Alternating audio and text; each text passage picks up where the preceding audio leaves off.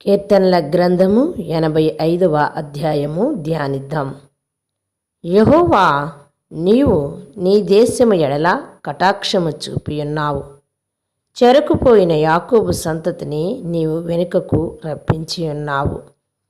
నీ ప్రజల దోషమును పరిహరించి ఉన్నావు.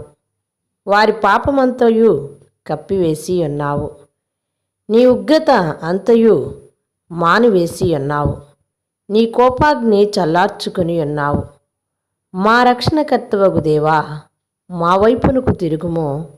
మా మీదున్న నీ కోపము చాలించుము. ఎల్లకాలము మా మీద కోపించెదవా? తరతరములు నీ కోపము సాగించెదవా? నీ ప్రజలు నీయందు సంతోషించినట్లు నీవు మరలా మమ్మను బ్రతికింపవా? యెహోవా, నీ కృప మాకు కనపరచుము. నీ రక్షణ మాకు దయచేయుము. దేవుడైన యెహోవా సెలవిచ్చు మాటను నేను చెవిన పెట్టెదను.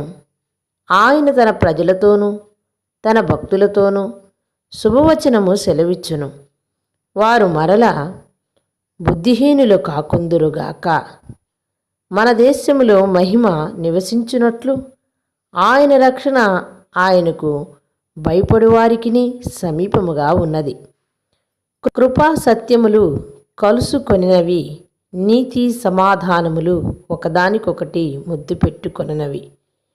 భూమిలో నుండి సత్యము మొలుచును, ఆకాశములో నుండి నీతి పారుజూచును. యెహోవా ఉత్తమమైన దానిని అనుగ్రహించును, మన భూమి దాని ఫలమిచ్చును. నీతి ఆయనకు ముందు నడుచును, ఆయన అడుగుజాడల్లో అది నడుచును. ఆమేన్.